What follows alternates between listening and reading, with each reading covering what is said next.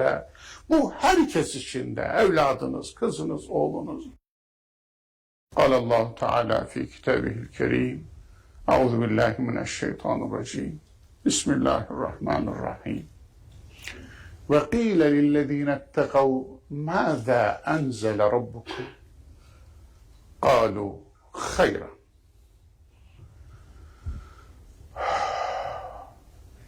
Sorumluluk bilincine sahip olanlara Rabbinizden size ne indi, ne geldi? Tüm vahiylerin özü nedir? Bir tek kelimeyle bize özetler misiniz? Denildiği zaman verdikleri cevap şu oldu: İyilik, güzellik. Hepsi bu. İyilik, güzellik. Tüm vahiylerin, tüm güzel sözlerin, tüm kalıcı hikmetlerin, insanlık tarihinin tüm hikmetlerinin imbikten sözülüp bir tek kelimeye dönüşmüş, bir tek kelimeye özetlenmiş olsa işte buymuş. İşte buymuş. İyilik, güzellik. Allahu Ekber, Allahu Ekber. La ilahe illallah, Allahu Ekber. Allahu Ekber ve lillahil hamd. Elbette herkesin gönlünde bir arslan yatar. Tabii ki benim de gönlümde bir arslan yatar. Yani nasıl bir dünya isterdin Allah'ın Mustafa kulu? Nasıl bir insan isterdin? Nasıl bir ülke isterdin? Nasıl bir bayram isterdin? Nasıl bir ortam isterdin? Nasıl caddeler isterdin? Nasıl sokaklar isterdin? Yani hepimizin gönlünde bu nasılların sorusuna dair az buçuk bir cevap olmalı. Buna ütopya diyenler olmuş. Yani yok ülke anlamına geliyor, utopos. İşte Campanella bunun kitabını yazmış. Başka yazarlar bunun kitabını yazmış. Yani gönlümüzdeki dünya nasıl olmalı? Dışımızda o dünyayı bulamıyor olabiliriz ama içimizde böyle bir dünyayı gezdirmemiz lazım. Hayallerimizi de elimizden alamazlar ya. Hayallerimiz aslında dualarımızdır, biliyorsunuz. Yani özlemek kalbin duasıdır. Hayal etmek aklın duasıdır. Hayal et. Olmazsa olmasın. Ama içinde bir güzelliği gezdir. Geleceğe dair içinde bir güzellik olsun. Cennetini içinde gezdir. Zaten tüm cennet tasvirleri aslında bize verilmiş ideal hayattır. İçinde ideal hayata dair bir beklentin olsun. Dualarınla var ol, dualarınla gez. Benim de var elbette. İsterdim ki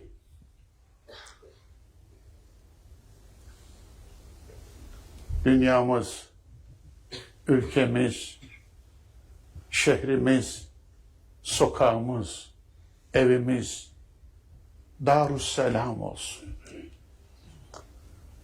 Darülislam değil, böyle bir kavram Kur'an'da yok. Ama Darüsselam var. Barış yurdu. Barış yurdu. Vallahu yed'u ila darisselam. Allah sizi barış yurduna davet eder. Bizi davet ettiği şey barış yurduymuş. öyle bir barış yurdu ki özlediğim yurt, özlediğim yuva, özlediğim şehir, özlediğim ülke, özlediğim dünya öyle bir barış yurdu ki insanların iç dünyaları, duygularıyla düşünceleri barış içinde olsun. İnsanların inançlarıyla davranışları barış içinde olsun. Şuna inanıyorsun, bunu yapıyorsun. İnancınla yaptığın savaşıyor. Barışık değil.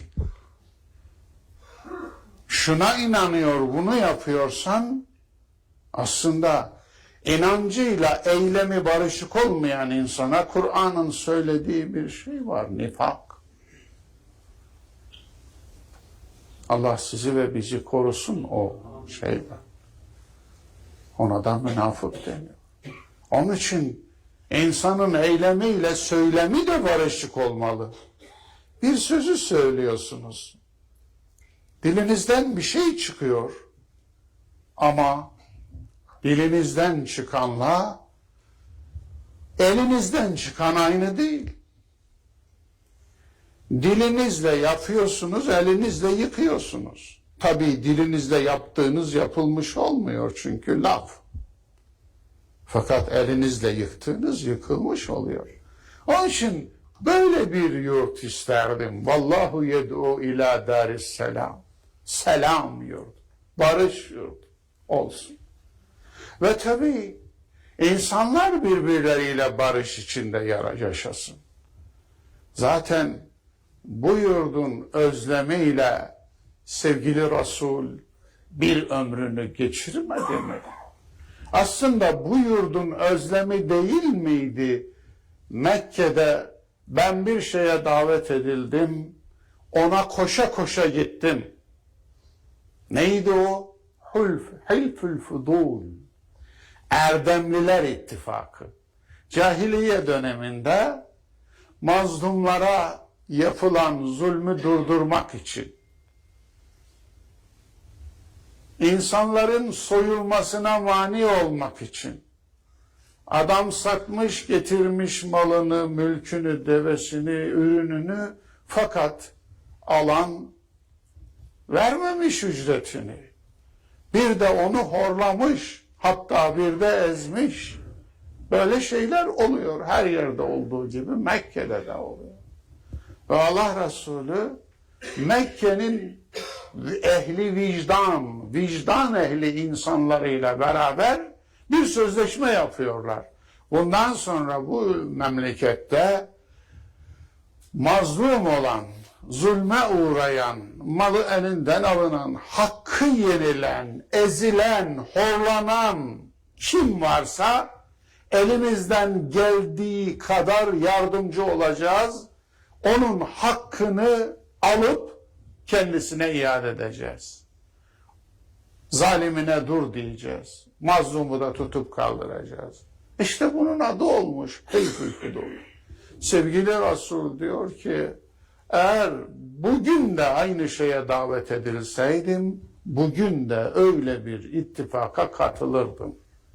İttifakın içindeki hepsi de müşrik. Bu değil ki sorun. Yani neye inandıkları değil ki, ne yaptıkları. İyilik mi yapıyorlar? Biraz önceki ayeti unutma. Girişi. Evet. Rabbinizden size ne geldi, ne indirildi denildiğinde tek bir cevap verirler. Kalu hayran. İyilik, güzellik. Hayır. Dolayısıyla yine katılırdım. Sevgili Resul'ün Medine'deki rüyası da bu değil miydi? Medine'ye geldikten sonra bir şey yaptı. İnsanlık tarihine geçmiş bir şey yaptı hem de. Çok önemli bir şey. Neydi o? Medine Vesikası isimli bir vesikayı ilan etti. Bir sözleşme ilan etti. Medine Anlaşması da denir, Medine Sözleşmesi de denir, Medine Vesikası da denir, ne derseniz deyin. Yani bir tür insanlık anayasası, belki de efendim Cenevre Sözleşmesi gibi bir sözleşme. Nasıl bir şeydi bu? Medine'de kimler yaşıyor? 3 tane Yahudi kabilesi var. Başka Medineli Arap kabileler var. Yahudiler birbiriyle bazen savaşıyorlar. Araplar da birbiriyle savaşıyorlar. Evs ve Hazreç. Sürekli birbirini rahatsız ediyorlar. Sürekli birbirinden bir şeyler koparmaya çalışıyorlar. Birbirini aşağı itmeye çalışıyorlar. Oysa ki aynı kardeşten türemiş iki kabile bunlar ama ona bakmıyor zaten. Kardeş katli, kardeş kavgası insanlığın tarihinin kavgasıdır. Onun için yani kimse bilmez kimsenin sana ettiğin, akrab etmez akrabanın akrabaya ettiğin diye de bunu özetlemişler.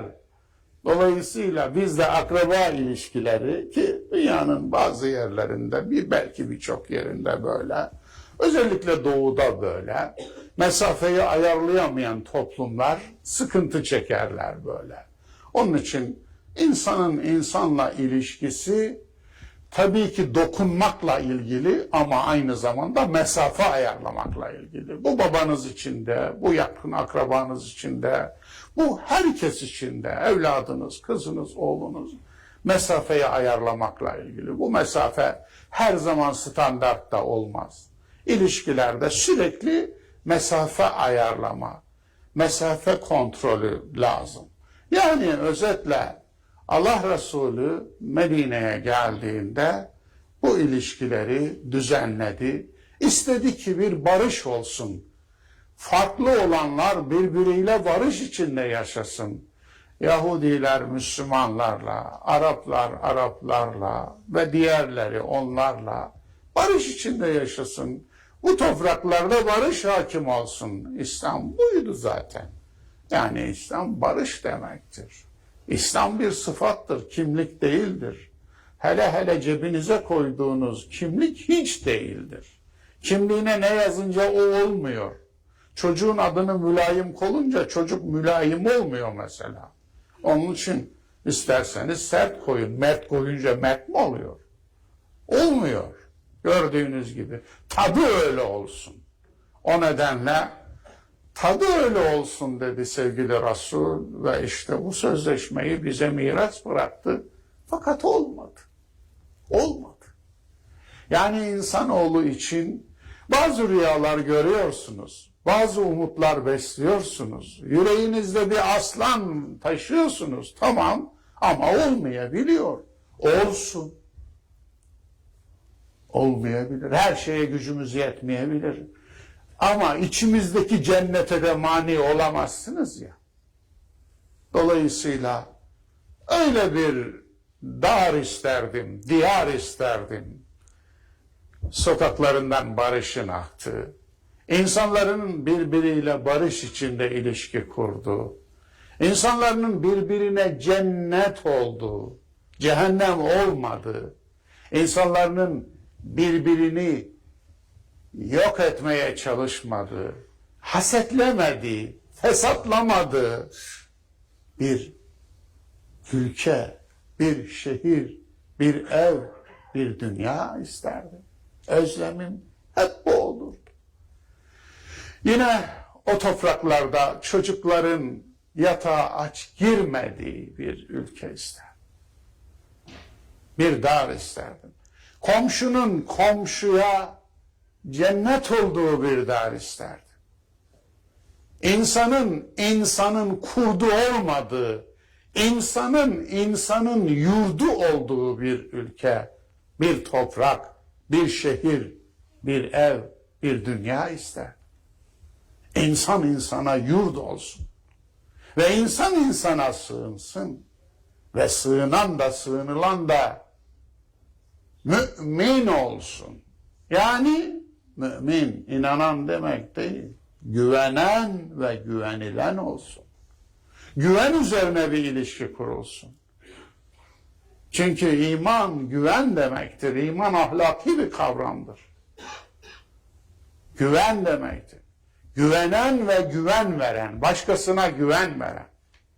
güven toplumu olsaydık ne olurdu? Yani tamam, güvenirim ya. O da bana güvenir. Güvenini zedelemem. Yani canım gitsin ama bana olan güven gitmesin. Güvenin üzerine böyle titreyen bir toplum isterdim. Aslında iki insanın ilişkisini güven olmaktan çıkarıp güvensizlik üzerine bina ettiğinizde insanlığın güven debisi azalıyor, biliyor musunuz? O iki insan arasında kalmıyor. Yok, insana güvenilmez sonucu çıktığı zaman işte orada mahvoluyorsunuz. O nedenle güven üzerine bir toplum, güven üzerine bir ilişki, güven üzerine bir dünya isterdim. Benim de gönlümdeki yatan aslan bu. İsterdim ki insan insana zulmetmesin. İnsan insana kötülük yapmasın.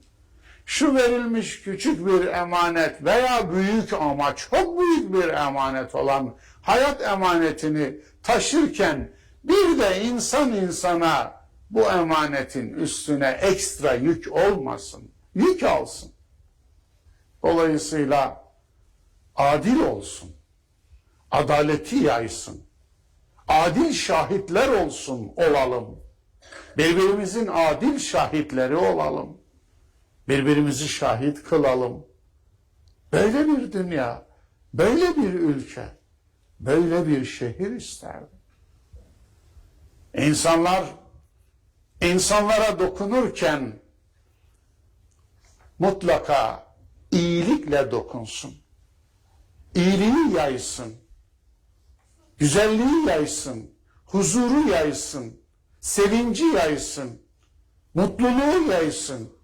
Ama kötülüğü yaymasın. Kötülüğü ertelesin. Huzursuzluğu ertelesin. İsterdim ki insanlığın huzursuz bacağı olmayalım. Sürekli sızlayan, için ağrıyan, hani derler ya, kusura bakmayın kelime kötü, pis bir ağrı derler ya. Bacağınızı bir yere koyamıyorsunuz. Çıkarıp da oraya da koyamıyorsunuz. İçten içe ağrıyor böyle. Dolayısıyla böyle bir hal olsun istemezdim. İnsanlığın huzursuz bacağı olalım istemezdim.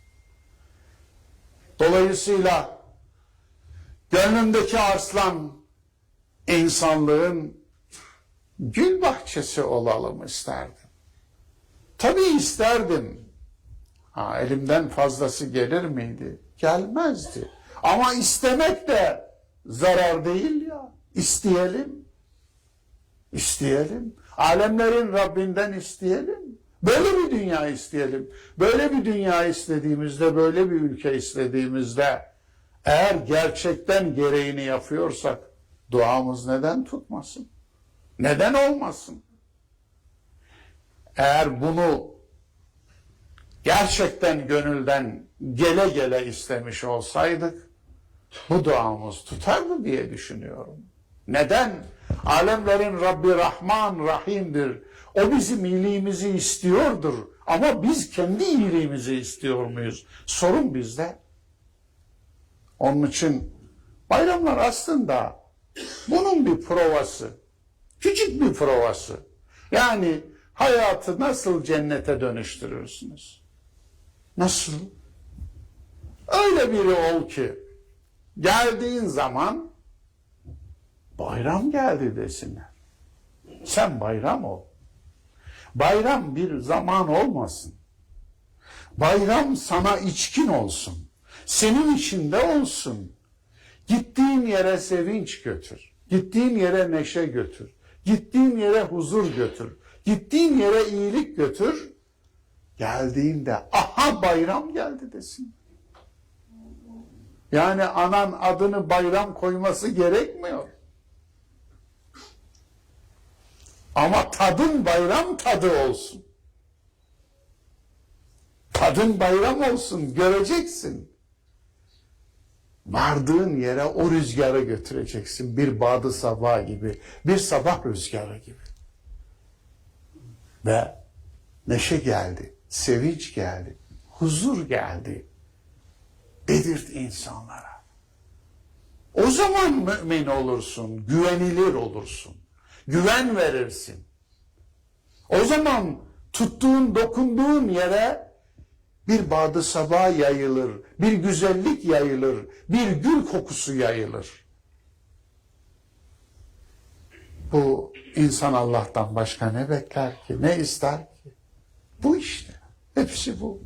Onun için galiba biz hepsini ters bağladık, bayramı da ters bağladık.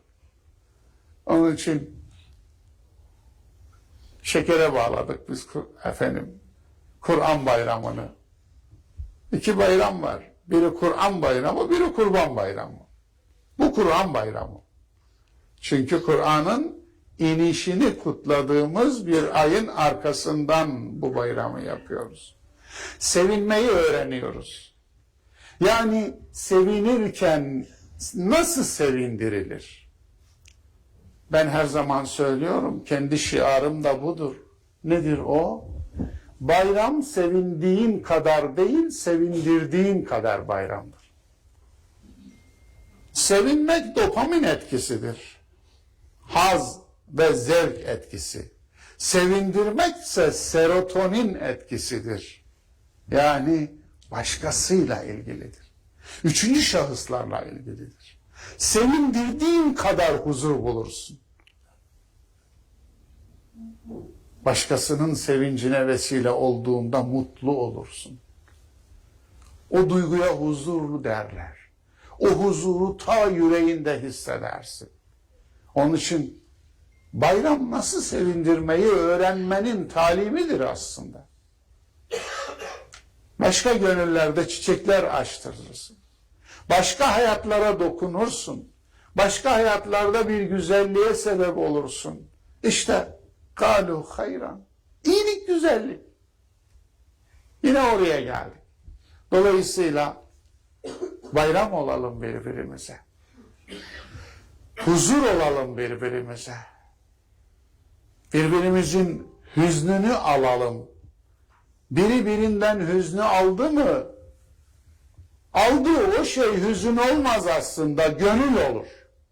Gönül almış olur. Dolayısıyla gönül aldığınız zaman gönlünüz alınır. Gönlünüz daha da büyür. İçinizde bir cenneti gezdirir. O cennetin ırmaklarının şırıltısını duyar, hissedersiniz. Cennetinizde geziyorsanız sizi cennetinizden kim alıkoyabilir ki? Onun için her zaman söylerim. İyiler cennete gitmezler. İyiler gittiği yeri cennet ederler. Gittikleri yere götürürler. Çünkü onlar yürüyen cennettirler. Onun için her gittikleri yere bir güzellik, bir iyilik götürürler. Hele kötülük hiç götürmezler. O nedenle gönlümde yatan aslanın çok tarifi var da zaman o kadar yok. Bir de o kadar sizi şu bayram sabahında tutmak istemem. Ama azımızı çoğa saysın Rabbül Alemin. Siz de azımızı çoğa sayın. Azını söyledim. Siz ekleyin. Kendi ilavenizi yapın. Kendi gönlünüzdeki o dualarınızı, o hasretinizi, o hülyanızı, o hayalinizi siz de kurun. Benim gibi içinizdeki o aslanı siz de tanımlayın. Ama o tanımınız, o hasretiniz, o hülyanız, o hayaliniz daima ve daima iyilik ve güzelliği yayma şeklinde olsun. İyilik götürün. Götürebildiğiniz kadar, yapabildiğiniz kadar dokunun birilerine. Bir hüzünlü yüzü güldürün. Bir acılı yüreği sevindirin. Bir yoksulun elinden tutun. Bir düşmüşü kaldırın. Düşene bir de siz vurmayın.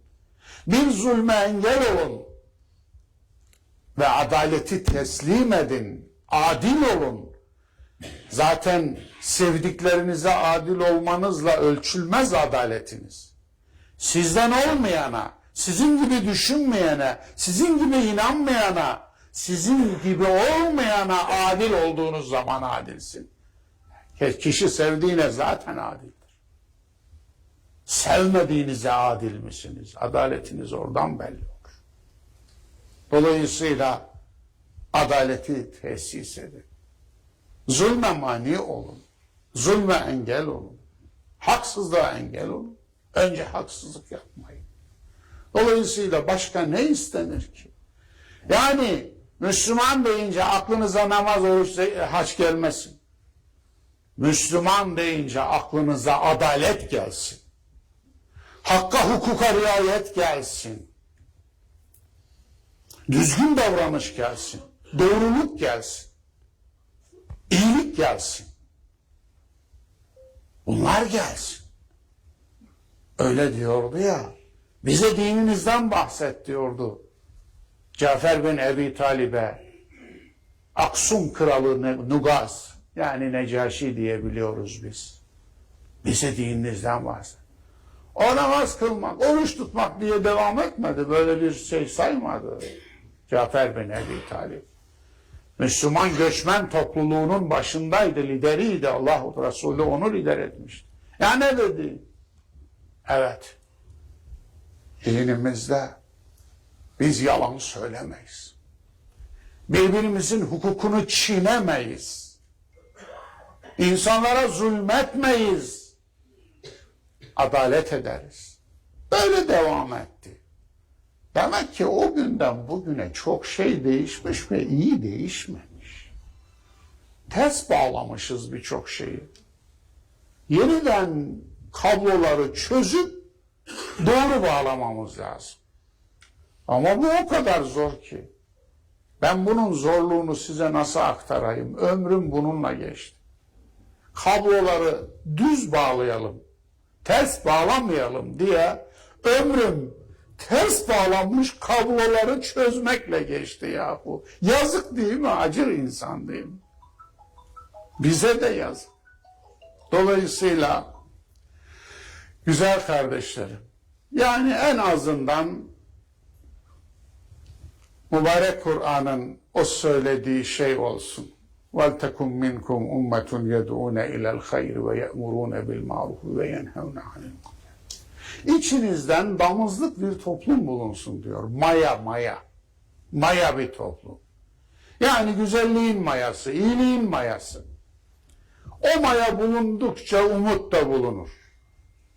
Çünkü biliyorsunuz bir kaşık maya bir tencere sütü mayalar değil mi yoğurt? Evet. Küçük bir maya hamur koca bir kazanı mayalar değil mi? Maya böyle bir şeydir zaten. İnsanlığın iyilik mayaları olsun. Maya bulunsun. Rabbimiz de günü gelince o mayayı çalsın. Maya çalmaktan bahsediyorum, hırsızlıktan değil. Evet. Dolayısıyla insanlığı dönüştüreceği, o dönüşüm günü geldiğinde, onu hak ettiklerinde sizi maya olarak kullansın. Bizi maya olarak kullansın. Ya Rabbi buradayız. Maya olarak duruyoruz. Biz iyiliğin mayasıyız. İnsanlığa bizi çağır. Bizi mayala. İnsanlığı bizimle mayala. İyilikle mayala. Beni maya olarak kullan Allah'ım diyebilelim.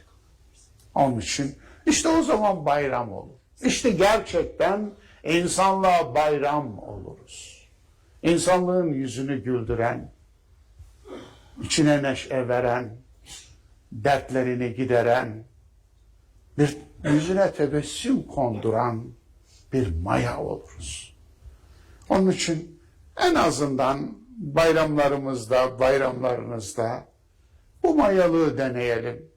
Dokunduğumuza güzellikle dokunalım değerli kardeşlerim. Biliyorsunuz tebessüm için işin uzmanları derler ki 12 kas gerekir. Ama surat asmak için 120 kası çalıştırmak gerekirmiş. Etme. Ben kendime söylüyorum, size değil. Siz aynamsınız benim. Size bakıyorum, kendime görüyorum. Ya 120 kasla niye yoruyorsun kendini? Sporu başka şeyde yap kuzum. Yani 120 kasla niye yoruyorsun kendini? Dolayısıyla 12 kasla yapacağın tebessüm daha güzel. İnsanlara bir umut veriyorsun. Bir sadaka veriyorsun. Tebessüm sadakadır. Onun için insanlara bir ikram ediyorsun. Bazen inanın size biri maddi bir şey vermektense o tatlı bir tebessüm çok daha değerli gelebiliyor. Çok daha değerli gelebiliyor. Ya adam intihar etme kararı almış, köprüden atlayacak. Giderken demiş ki, eğer yolda biri bana bir tebessüm eder, bir güzel söz söylerse intihardan vazgeçeceğim. Bir tek insan çıkmış. Ama o insan orada bir hayat kurtardığını bilmiyormuş. Ve vazgeçmiş. Dolayısıyla bazen öyle olur. Karşınızdakine bir ömür vermiş olursunuz. Bir cümleyle. Bir tebessümle bir hayat bahşetmiş olur. Bilemezsiniz de zaten. Çünkü insanın içi okyanus dibi gibi. Neler barındırdığını bilemezsiniz. Herkesin derdini bilemezsiniz. Dolayısıyla karşınızdaki insana bir hayat bahşetme ihtimaliniz varsa tebessümü çok görmeyin. Güzel sözü çok görmeyin. İyilik dileklerini çok görmeyin. Yani bayram olun. Rabbim ömrümüzü Ramazan, akıbetimizi bayram etsin. Amin. Bu şu anlama gelmiyor. Ömür boyu oruç tutalım, ahirette aman ha. Yok, öyle bir şey değil. Çok güzel, Allah razı olsun oruçtan, geldi gitmesini de biliyor. Efendim, ben şeker hastasıyım. Bir ay tutuyorum da gelin bana sorun yani. Efendim, zor. Dolayısıyla bu anlamda ben Ramazan'a yağcılık yapmak istemiyorum. Ramazan'ın yağa ihtiyacı yok. Ama efendim gerçekten Ramazan'ı seviyorum. Yani hiç olmazsa hayatımıza güzel bir şeyler dokunuyor. Efendim yani başka zaman hissetmediğimiz şeyleri bize hissettiriyor. Güzel bir şey bu anlamda. O zaman aslında Ramazan'ın getirdiği güzelliklerle geri gitmesin. Getirdiğini geri götürmesin. Benim derdim o. Getirdiği hediyeleri bıraksın da gitsin. Anlatabiliyor muyum? İşte onun için diyorum ömrümüz Ramazan, ahiretimiz bayram olsun. Akıbetimiz bayram olsun diye. O nedenle siz de bu duama yürekten, candan amin deyin. Rabbim sizleri, bizleri hakka ve hayra erdirsin. Elimizden muhtaç insanlara, gönlümüzden muhtaç gönüllere, yüreğimizden muhtaç yüreklere, hayatımızdan muhtaç hayatlara ihtiyaçlarını dağıtsın. Bizi kullansın. Elimiz o dağıtan ellerden olsun. Yüreğimiz o paylaşan yüreklerden olsun. Aklımız o çalışan akıllardan olsun. İrademiz aktif irade olsun. Vicdanımız pasif değil, aktif vicdan olsun. Amin. Ya mu'in. Velhamdülillahi Rabbil alemin. Bayramınız mübarek olsun. Kutlu olsun. Mutlu olsun. Hepinize huzurlu, umutlu, mutlu, tatlı, güzel bir gelecek diliyorum. Sevdiklerinizle birlikte sağlığınız, güzelliğiniz, sevinciniz, hüsnünüz yerinde olarak bir ömür bayram gibi geçiresiniz inşallah.